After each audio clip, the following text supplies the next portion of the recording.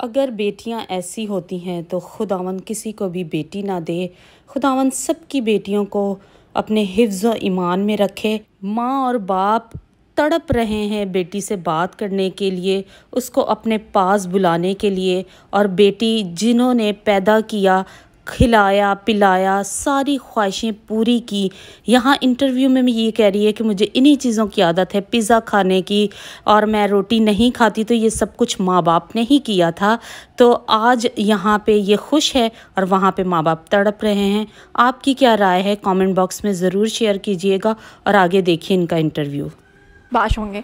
मैं जानती हूँ कि पिछले 2 माह से पूरे पाकिस्तान क्या पूरे ओवरसीज़ की जान पे बनी हुई थी, क्योंकि कुछ लोगों ने एक झूठा प्रोपेगेंडा चलाया हुआ था, और वो ये था कि दुआ जहरा जो है वो अपनी मर्ज़ी से उसने लव मैरिज नहीं की, बल्कि इसमें कोई गैंग इन्वॉल्व है।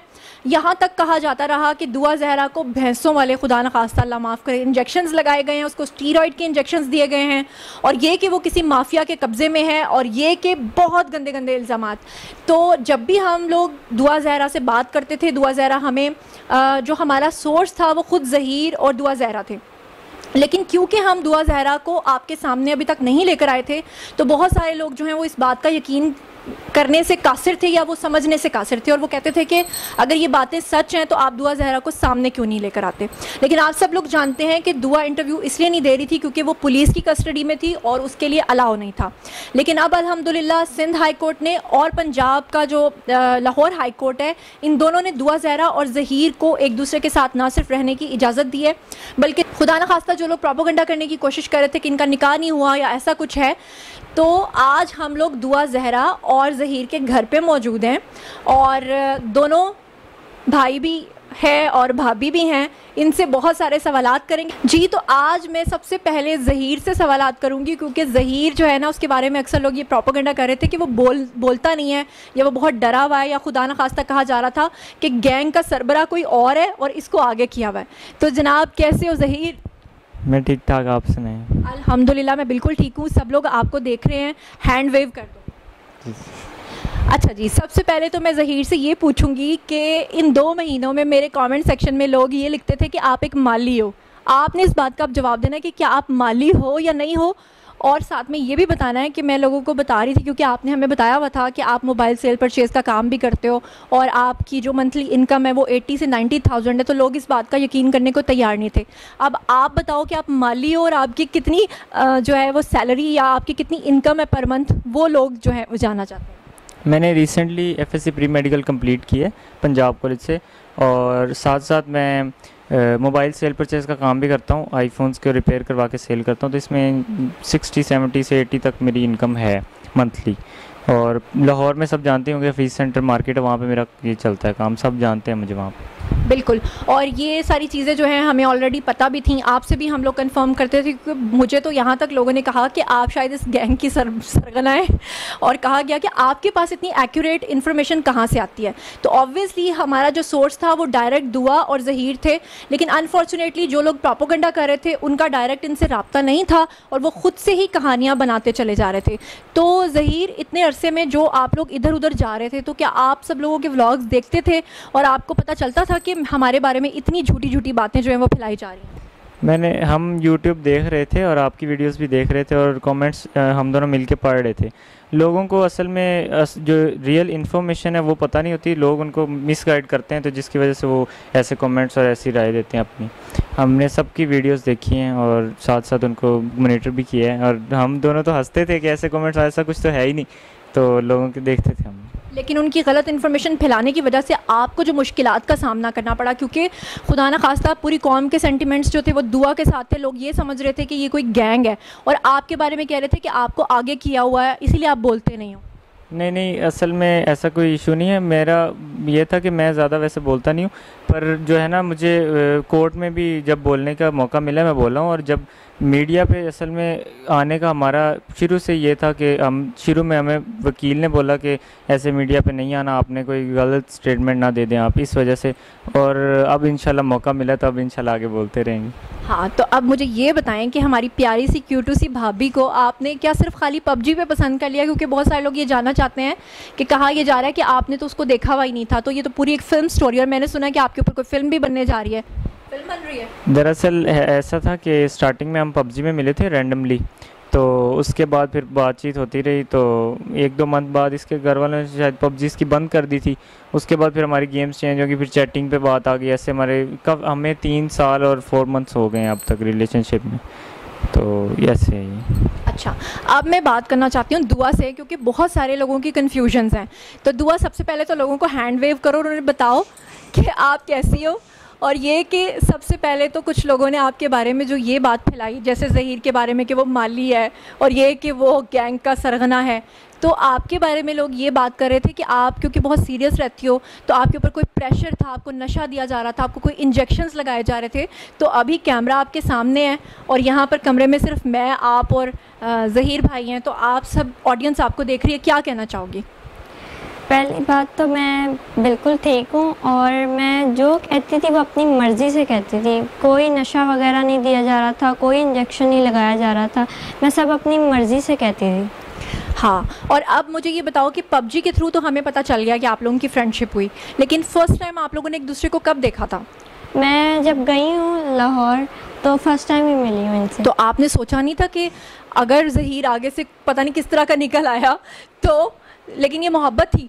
मोहब्बत थी, सच्ची मोहब्बत। सच्ची मोहब्बत वो तो हमें इसलिए नज़र आती है कि एक ऐसी लड़की जो सिंध हाई कोर्ट से लेकर लाहौर। अच्छा हाँ, मैं चाहती हूँ कि आप जो आंसर दें, मेरे कुछ व्यूवर्स ने कहा था कि आप दुपट्टा उतार के दें। उसकी वजह यह है कि लोगों ने एक ये इल्ज़ाम लगाया कि जो सिंध हाई कोर्ट में आपने कपड़ा लपेटा हुआ था एक ब्लैक कलर का, तो लोग कह रहे थे कि आपके कानों के अंदर जो है वो कोई हैंड फ्री लगी हुई है या ब्लूटूथ लगी हुई है जिसके ज़रिए से आपको इंस्ट्रक्ट किया जा रहा है। मैं चाहती हूँ आप दुपट्टा लोगों के सामने ही उतार दो, खुदा न खास्ता बाद में कहीं ये इल्ज़ाम ना लगा दें कि आपको शायद कोई कानों में कोई चीज़ लगी हुई है। तो क्या कहना चाहोगी ऐसे लोगों के बारे में? नहीं, जो लोग आपके बारे में ये कह रहे थे कि आपके कानों में कोई इंस्ट्रक्शंस दी जा रही हैं। ऐसा कुछ भी नहीं है, मैंने सब अपनी मर्ज़ी से कहा था और मेरे कान में कुछ भी कोई एयरपॉड्स वगैरह कुछ भी नहीं लगे हुए थे। दुपट्टा मैंने इसलिए किया था क्योंकि मुझे पसंद है, अब मुझे करना पसंद है, तो मैंने अपनी मर्ज़ी से दुपट्टा निकाब वगैरह किया हुआ था। अच्छा दुआ, मैं आपसे एक और चीज़ पूछना चाहती हूँ कि आपके पेरेंट्स ने अभी रिसेंटली अपना एक स्टेटमेंट दिया है जिसे लेकर सब यूट्यूबर्स चल रहे हैं। वो ये कह रहे हैं कि जब आखिर में पूछा गया आपसे कि आप अपने पेरेंट्स को मिलना चाहती हैं, आपने जज साहब से कहा मैं नहीं मिलना चाहती, लेकिन जज साहब ने आपसे रिक्वेस्ट किया कि आप मिल लो। 10 मिनट का आप लोगों को टाइम मिला और उसके बाद आपके पेरेंट्स ने बाहर आकर लोगों से ये कहा कि आपने अपने पेरेंट्स को कहा है कि मैं आपके साथ जाना चाहती हूँ। हमें पता था, मैंने आपसे पूछ लिया था, लेकिन जब मैंने लोगों को बताया लोग इस बात पर यकीन नहीं कर रहे थे। अब आपके सामने लोग हैं, आप बताओ कि क्या वाकई आपने अपने पेरेंट्स को ये कहा था कि मैं आप लोगों के साथ जाना चाहती हूँ? नहीं, मैंने उनसे ऐसी कोई बात नहीं की। उन्होंने खुद जज को जाके झूठ बोला कि वो ये बोल रही है, लेकिन मैंने तो उनसे ऐसी कोई भी बात। तो असल में बात क्या हुई थी जब आप लोगों की मुलाकात हुई थी? मुलाकात हुई तो वो यही बात कर रहे थे कि हम जज को जाके कहो कि हमारे साथ जाना है। तो मैंने उनको इस बात का इनकार किया कि मैंने नहीं जाना। तो फिर मैंने उनको कहा कि आप सुलह कर लें। तो उन्होंने कहा हम ऐसे सुलह नहीं करेंगे, आप जज को जाके ज़बरदस्ती कहो कि हमने जो है ना आपके साथ जाना। तो फिर मैंने इनकार कर दिया, तो फिर मैं वहाँ से चली गई थी, पर इन्होंने फिर जज को जाके झूठ बोला खुद ही। अच्छा, यहाँ पर मैं एक बात कर दूँ, सब लोग सुन रहे हैं कि देखिए पेरेंट्स जो होते हैं ना वो हमेशा अपने बच्चों का अच्छा सोचते हैं। मेरा पहले दिन से कोई ऐसा मकसद नहीं था कि हम खुदा न खास्ता ज़हीर के वालिदैन को बुरा कहना चाह रहे हैं या दुआ के। वो भी पेरेंट्स हैं और वो भी पेरेंट्स हैं। ज़ाहिरी बात है, अगर उनकी बेटी आ गई है वो कंसर्न होंगे, उनको भी इस बात की फ़िक्र होगी कि हमारी बेटी पता नहीं किस हाल में है। मेरा पहले दिन से जो एक तज़ाद था, पहले दिन से जो मुझे प्रॉब्लम थी वो ये थी कि मैं कहती थी कि वो जो गैंग का इल्ज़ाम लगा रहे हैं वो सरासर गलत लगा रहे हैं। और ख़ास तौर पे जो कुछ यूट्यूबर्स ये बात कर रहे थे कि आपको नशा देके या आपको हब्से बेजा में रख के या आपको ब्लैकमेल करके इस तरह की स्टेटमेंट्स दिलवाई जा रही हैं, उनके नाम क्या पैगाम देना चाहती हो? मैं उनको ये कहना चाहूँगी कि पहली बात तो कोई मुझे नशा नहीं दे रहा था और ना कोई इंजेक्शन लगाया था, ना ही कोई मुझे ब्लैकमेल कर रहा था। और दुआ, आपकी एज के हवाले से बहुत एक प्रॉब्लम उठा हुआ है क्योंकि आपका वेट बहुत कम है। अभी मैं आपको देख रही हूँ और मैं इस बात को समझती हूँ बीइंग मीडिया पर्सन के, जिस तरह मैं बहुत ज़्यादा स्मार्ट हूँ लेकिन कैमरे पे मैं 10 kg ज़्यादा आऊँगी, तो इसी तरह से आप जो हैं वो ज़्यादा आने के बजाय ना और थिन दिखाई देती हैं। तो वैसे भी मैं समझ सकती हूँ कि पिछले 2 माह में आप लोग जिस क्राइसिस से गुजरे हो, आपका वेट काफ़ी कम हो गया, बल्कि आपकी मदर का भी वेट मैं देखती हूँ पुराने वीडियोज़ में और न्यू वीडियोज़ में टेंशन की वजह से काफ़ी कम होता है। लेकिन लोग ये मानने को हरगिज़ तैयार नहीं है, क्योंकि आपके पेरेंट्स ने जो डॉक्यूमेंट्स दिखाए हैं उसके अकॉर्डिंगली आप 14 साल की बनती हैं, जबकि आपकी असल एज जो है वो आपके मेडिकल टेस्ट में आ गई है। ये क्या मतलब वजह क्या है? वो कहते हैं कि पासपोर्ट्स में, ID कार्ड्स में, हर चीज़ में आप 14 साल की हैं। तो अब लोग सुन रहे हैं, आप क्या कहना चाहोगी? पहले तो ये कि उन्होंने जो मेरी एज पासपोर्ट और बेफॉर्म वगैरह में उन्होंने लिखवाई हुई है, वो एज कम लिखवाई हुई है। अच्छा। मेरी रियल एज 17 है, और वो लोग जैसे माँ बाप अक्सर करवाते हैं लड़कियों की कि शादी का मसला और जॉब्स का, तो उन्होंने इसी तरह मेरी एज भी कम लिखवाई हुई थी।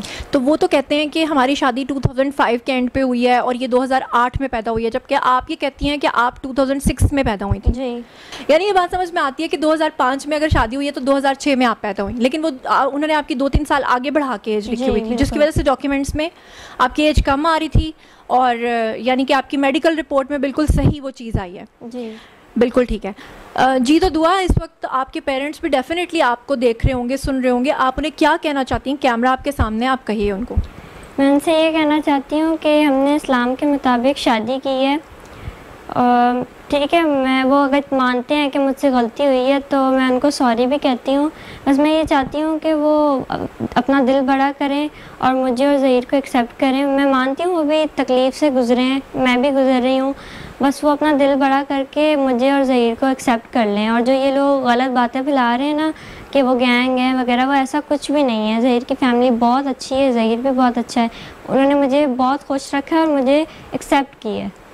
और ज़हीर की वालदा जो हैं वो भी बहुत ही अच्छी हैं। अभी हम लोग जब आए तो उनका जो रवैया था दुआ के साथ, वो इस तरह से था कि जब हम लोग इनके घर में एंटर हुए तो पता ये चला कि उन्होंने दुआ से पूछा कि आपको क्या खाना है, और दुआ ने कहा कि मुझे पिज़्ज़ा ऑर्डर करना है।